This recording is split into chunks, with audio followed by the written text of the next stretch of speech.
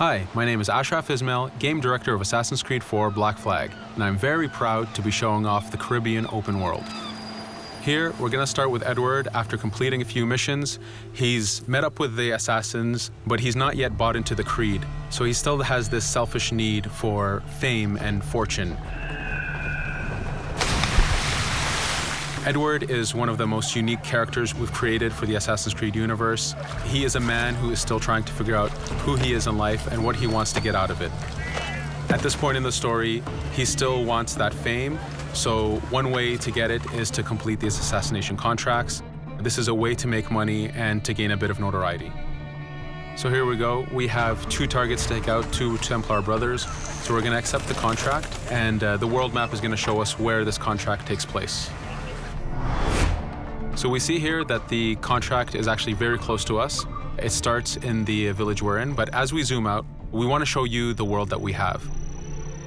Many locations, over 50 locations, centered by Cuba, the Bahamas, and Florida up north. This is a massive world. There's a lot to find and do in this Caribbean Sea. But now we'll get back to the Fisherman Village and go after our targets. The Fisherman Village, it's one type of location in this world.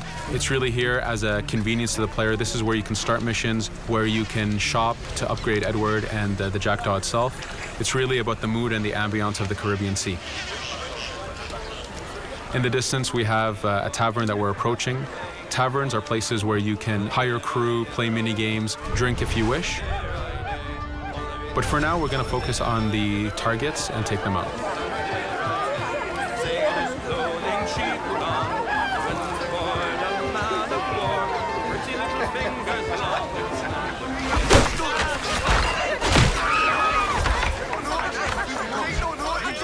Now that we've taken out one brother, the other one's going to bolt. Just like classic ACs, we can chase him down and take him out that way, but there's many ways to complete this contract. We can use the new free aim system to shoot him this way, to eliminate him that way. We can jump onto the ship and take him out with his crew, but instead we're going to let him escape into the sea and follow him with the Jackdaw. This is your ship. This is the second main character of the game. You're going to have to customize and upgrade the ship as you go on this journey with Edward.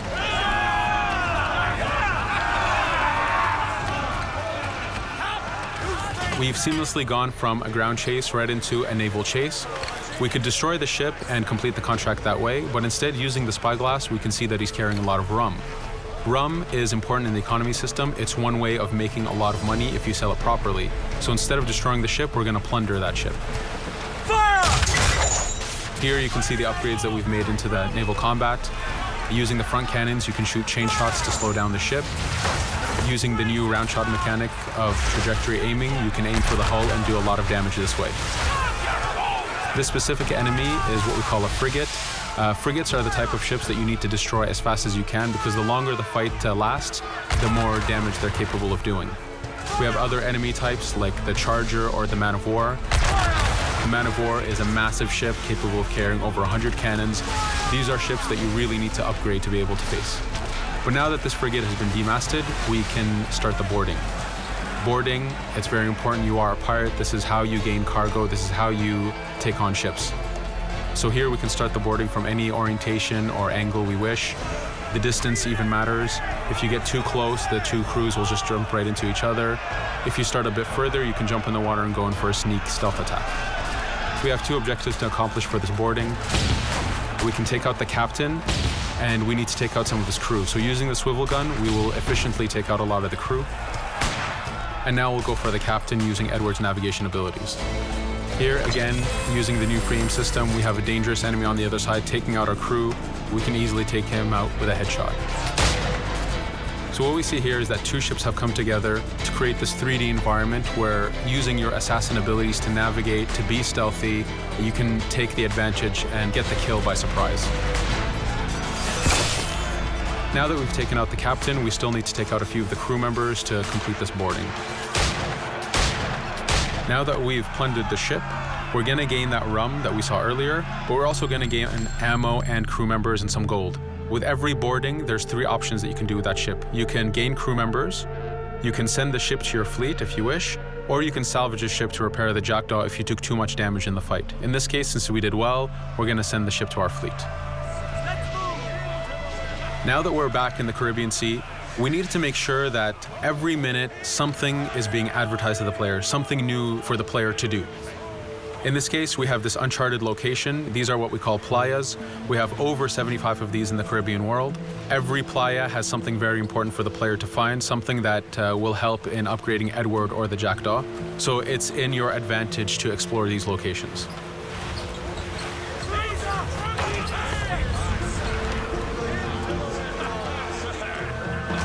Again, for us, seamlessness is very important.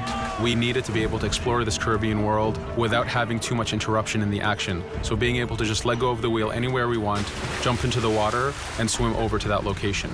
This is very important for the mood and the immersiveness of this Caribbean open world. Here, as we get on the playa, in the distance we can see that there's a faction battle, but closer to us we can see that there's this poor drunken sailor who's passed away. But being a pirate, of course, we're going to loot his body and see what he has for us.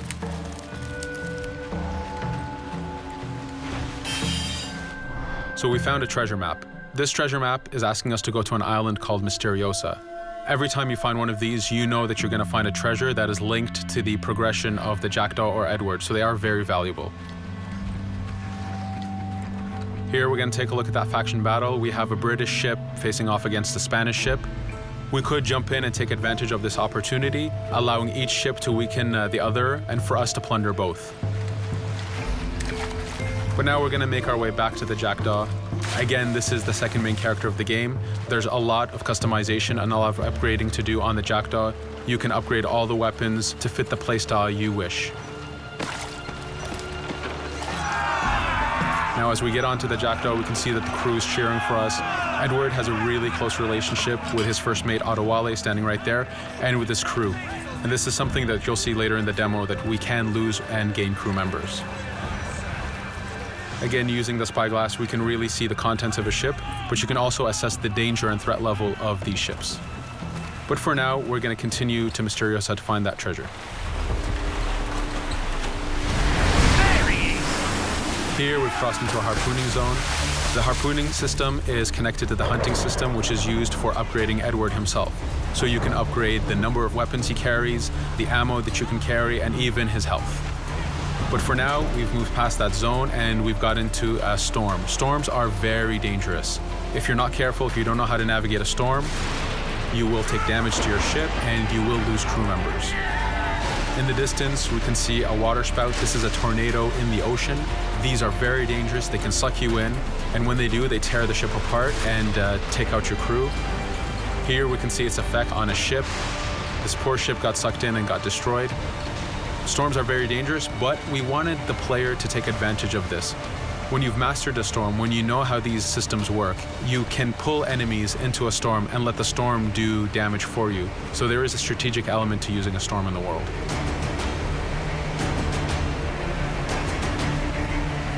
Here we can see that the storm is dying down a bit, but there's still this torrential downpour. It was very important for us to get the real mood of and atmosphere of the Caribbean in the weather cycles and in the daytime cycles.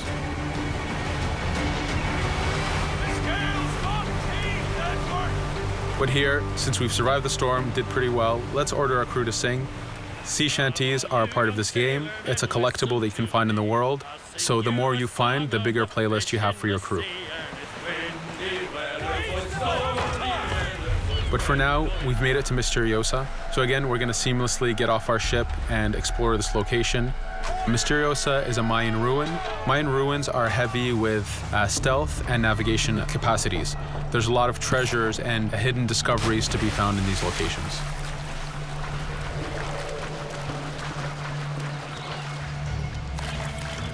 If we recall the treasure map, the treasure is hidden behind a temple. So just by quickly looking around, we can see that temple looks about right. So that's our objective. We'll head there. As we go this way, we can see there's a lot of guards on the beach. We could go in and fight them if we wish to, but to show off that this is a mini open world, we're going to try to find a different route to get to our objective. Here, we've seen a guard. We don't want to alert him, and we don't want to alert the guards on the beach, so we're going to use our stealth ability to take him out silently.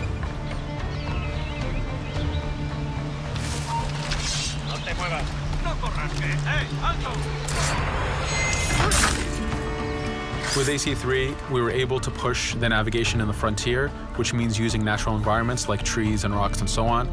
Mayan ruins are the perfect place where we mix man-made structures and these natural environments.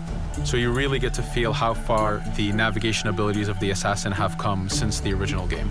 In the distance there, we can see another part of the island being blocked off by a patrol of guards. We're going to avoid it for now and go for that treasure.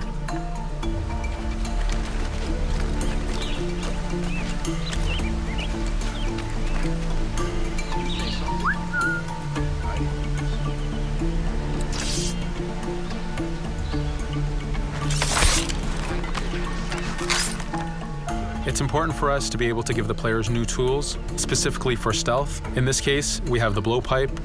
Using the berserk darts, you make your enemies go crazy. Effectively, this means that they'll attack anything and everything in sight, including their own friends, animals, or Edward if he was in the way. So you do have to be careful with how you use it. But now that we've caused a distraction, if we happen to fall down there, at least there's already a bit of damage done for us. But using our navigation skills, we're able to get past that area without any trouble. There in the distance, you can see the jackdaw placed exactly where you left it when you got onto this location. It's really important for us to show the beauty of this Caribbean world. The Caribbean has some amazing vistas, and we pushed ourselves to replicate this in the game.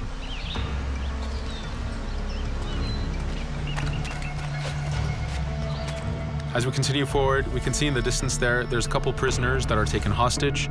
This is a scenario that you need to use stealth. If you're detected by those guards, they will kill the hostages. So in this case, it's to your advantage to use the environment to figure out how you can take out those guards without being detected.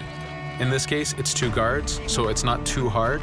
There are other scenarios where you have more guards and you have to figure out how you can take all of them out at the same time. Now that we've freed these prisoners, they are more than happy to join our crew. This is just one way of gaining crew members. As mentioned earlier, there's the taverns. There's actually many different setups of gaining crew.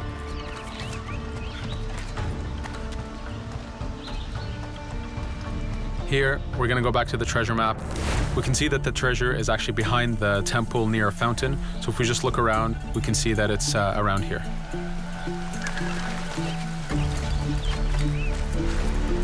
Now that we've found the treasure, what we've actually found is a blueprint. Blueprints are incredibly valuable for the upgrading of the Jackdaw. This is how you can upgrade the biggest and most devastating upgrades of the ship. So here we're approaching a reach high point. Just like classic ACs, synchronizing with the reach high point reveals the contents of a location and the map itself. But as an added feature, because this game world is so huge, there are many different locations, this also becomes a fast travel point. So now you can, by synchronizing, now you can come back here anytime you wish to collect those treasures that we passed up a bit earlier. Here we've reached the end of the demo. This was a tease of the open world that we have. We're very excited to be able to show off this game and to let you play it very soon. Thank you for joining us.